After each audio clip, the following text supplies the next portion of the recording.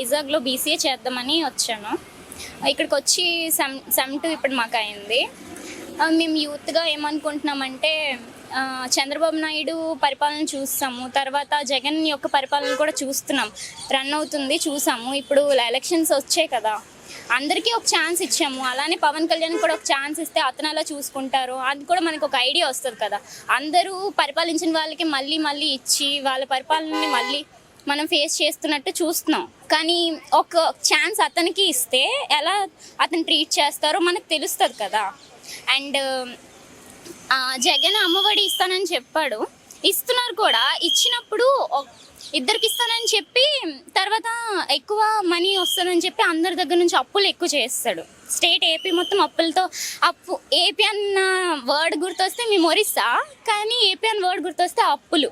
కానీ మా side Orissa side Naveen Patnaik మా చీఫ్ మినిస్టర్, అతను ఎంత డబ్బుల్లో ఎంత కన్జ్యూమ్ చేయాలో అంతవరకే కన్జ్యూమ్ చేసి పక్క వాళ్ళు అంటే ఈ ఒరిస్సా కోసం అని చెప్పి వేరే అప్పులు ఏం చేయలేదు. అతనికి ఎంత వస్తుందో అవే తను ఎంతలో ఏ సెక్టర్కి ఎంత వేయాలి, ఏ సెక్టర్కి ఎంత ఇవ్వాలి, పింఛన్ ఎంత ఇవ్వాలి ఎవరికని చెప్పి కొంత డివైడ్ చేసి మొత్తం అలాగా మెయింటైన్ చేస్తున్నారు. కానీ ఇక్కడ అలా కాదు, ఇవ్వాల్సిన దానికన్నా ఎక్కువ ఇచ్చేసి ఇంకా జనాల్ని ఒక ఎలా అంటే చేశారంటే అందరినీ అంటే ఎందుకు చేయాలి, ఇస్తున్నారు కదా డబ్బులు, మేము ఇంకెందుకు చేయాలి, మనం చేయకపోయినా డబ్బులు పడుతున్నాయి కదా అని చెప్పి. కొంతమంది అయితే ఇతను వేసిన అమ్మఒడిని ఉంచేసుకొని వాళ్ళు ఇంకా దేనికైనా ఇంకేదైనా యూజ్ చేద్దాం, పిల్లలకి పెళ్ళిళ్ళు చేద్దాం అన్న టైప్లో దానికోసం యూజ్ చేస్తున్నారు. ఇక్కడికి వస్తేనే పెడతారనుకొని అమ్మఒడి జగన్ గారు చెప్పారు, రోజు స్కూల్కి వస్తేనే అమ్మఒడి ఇస్తాను ఇలాని, అంటే ప్రెజెంట్ ఇవన్నీ పడితేనే ఇస్తాను అనుకొని చెప్పారు. కానీ వచ్చే వాళ్ళ సంఖ్య కూడా పెరిగింది. ఒక పరంగా ఎడ్యుకేషన్ పరంగా బాగానే చేశాడు, కానీ ఇవ్వాల్సిన వాళ్ళకి ఇవ్వకుండా మిగతా వాళ్ళకి ఎక్కువ ఇచ్చేసి ప్రైవేట్ సెక్టర్ వాళ్ళకి ఇవ్వడం తప్పు చేశారు. ఏమంటే ప్రైవేట్ సెక్టర్ వాళ్ళకి ఇచ్చినా ఎవరు గవర్నమెంట్ స్కూల్స్లో చదువుతారు, మళ్ళీ ఇచ్చిన డబ్బులే ప్రైవేట్ సెక్టర్లో వేసుకుని ఇంకా చదువుతారు కదా.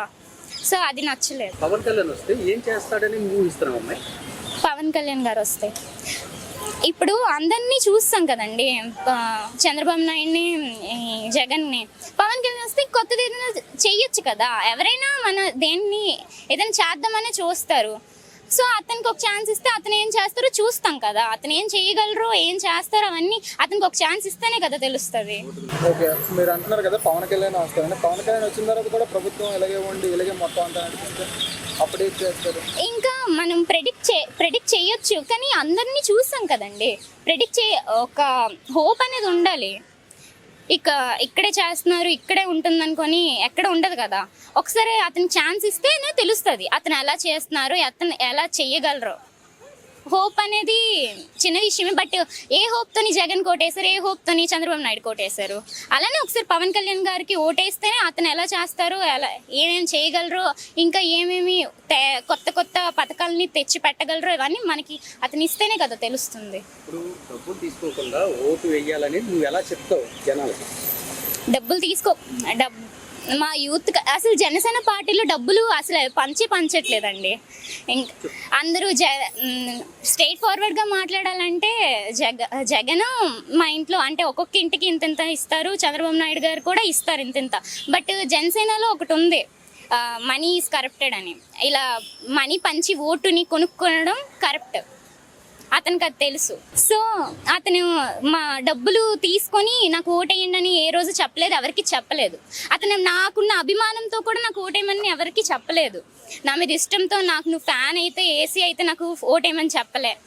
నాకు ఒక అవకాశం ఇవ్వండి, నేను అలా చూసుకుంటాను, ఏమేం చేయగలను అని చెప్పాడు. ఒకసారి ఇద్దాం, ఒక ఛాన్సేగా, పోయేదేముంది. ప్రెసెంట్ ఉన్న ఏపీ గవర్నమెంట్లో జగన్ గారు ఎలా పరిపాలిస్తున్నారు దానికోసం? జగన్ గారి పాలన వరకు వచ్చేసరికి నా దృష్టిలో అయితే గవర్నమెంట్ అనేది 50-50 ఛాన్స్ అనేది ఉంది. ఎందుకు అని అంటానంటే కొన్ని సిస్టమ్స్ బాగున్నాయి, కొన్ని బాగోలేదు. కానీ ఏదైనా సరే అన్నిటికన్నా మూలమైనది ఏమి అంటే స్థానిక సంస్థలు అంటే మరీ ముఖ్యంగా అవసరము ఒక గ్రామీణ ప్రాంతంలో మరీ ముఖ్యంగా మన ఉత్తరాంధ్ర జిల్లాలో వచ్చేసరికి మనకు ముఖ్యమైన గ్రామీణ ప్రాంతాల్లో ఏదైనా సరే ఒక పని కానీ ఏదైనా అవసరాలు కానీ ఇవన్నీ కూడా ముఖ్యంగా మనం అప్రోచ్ అయ్యేది ఒక సర్పంచ్ను, ఒక ఎంపీటీసీని అవుతాం. ఈరోజు స్థానిక సంస్థలు అనేవి లేకుండా పూర్తిగా పోయినాయి. అది ఒక ప్రధానమైనటువంటి అంశం. అది ఖచ్చితంగా గవర్నమెంట్కి అయితే నెగిటివ్ ఇంపాక్ట్ చూపిస్తుంది అనేది నా ఆలోచన. పాజిటివ్ ఆలోచన అంటే సంక్షేమం ముఖ్యమే, ఖచ్చితంగా నేను కాదన్నాను. సంక్షేమం ఎప్పుడు బాగుంటుంది అంటే మనకు ఒక 10 రూపాయలు వచ్చి 1 రూపాయి ఖర్చు పెడితే ధర్మం. 10 రూపాయలు వచ్చి 100 రూపాయలు ఖర్చు పెడుతున్నాం అంటే అది మనం ఒకసారి ఆలోచించుకోవాలి అందరూ కూడా. నెక్స్ట్ సీఎం ఎవరు వస్తే బాగుంటుంది అనుకుంటున్నారు? కూటమి అభ్యర్థి ఎవరైనా వస్తే బాగుంటుందని నేను అనుకుంటున్నా. ఎందుకంటే మనకు అక్కడ సెంటర్లో కూడా నరేంద్ర మోడీ గవర్నమెంట్ వచ్చే ఛాన్సెస్ ఎక్కువ ఉన్నాయి కాబట్టి రాష్ట్రంలో కూడా కూటమి వస్తే బాగుంటుందేమో అని అనుకుంటున్నా. నోటు తీసుకోకుండా ఓటేయడానికి మీరు ఖచ్చితంగా అండి, ఏది ప్రభుత్వం అయినా సరే ఖచ్చితంగా డిసైడ్ అయ్యేది మనం వేసే ఓటు మీద డిపెండ్ అయ్యి ఉంటుంది. మరీ ముఖ్యంగా యువత కానీ, విద్యావంతులు కానీ, ఉద్యోగస్తులు కానీ, ఏదైనా సరే కొంచెం సోషల్ అవేర్నెస్ ఉన్న వాళ్ళు ప్రతి ఒక్కరూ కూడా మీరు పలానా పార్టీకి వెయ్యండో ఇంకో దీనికి వెయ్యండి అని చెప్పొద్దు. మీరు ఆలోచించండి, అన్ని కోణాల్లో ఆలోచించండి, అభివృద్ధి పరంగా ఆలోచించండి, ఇంకో పరంగా ఆలోచించండి. ఎందుకంటే ఈరోజు మన రాష్ట్రం యొక్క పరిస్థితి ఎట్లా ఉంది అంటే ఎక్సలెంట్ సోర్సెస్ మనకు ఉన్నాయి. మీరు ఒక సీ కారిడార్ కానీ చూసుకోండి, రోడ్ ట్రాన్స్పోర్ట్ కానీ చూసుకోండి, ఎయిర్ ట్రాన్స్పోర్ట్ చూసుకోండి, షిప్ ఏదైనా చూసుకోండి, వాటర్ ట్రాన్స్పోర్ట్ కానీ ఎంత మెరుగైన అవకాశాలు కానీ ఇవన్నీ అంత మంచి నేచురల్ రిసోర్సెస్ మనకు ఉన్నప్పటికీ కూడా స్టిల్ అంటే ఒక 100% స్పీడ్తో వెళ్ళాల్సిన వాళ్ళని మేబీ ఒక 20% స్పీడ్తో వెళ్తున్నాం. ఇది అందరూ కూడా ఒకసారి గమనించుకొని ఖచ్చితంగా ఏదైతే మనకు ఉపయోగపడుతుంది, మన యొక్క భవిష్యత్తుకి ఏదైతే బాగుంటుందో ఖచ్చితంగా అన్నీ కూడా ఆచితూచి జాగ్రత్తగా ఆలోచించి ప్రభుత్వాన్ని మాత్రం ఎన్నుకోవాలని కోరుకుంటున్నాను.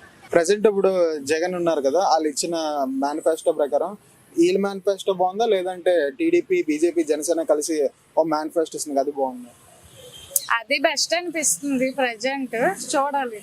అంటే దీనివల్ల అంటే మా నిరుద్యోగులకి గట్టా బెనిఫిట్స్ ఉన్నాయి వాళ్ళు వస్తే.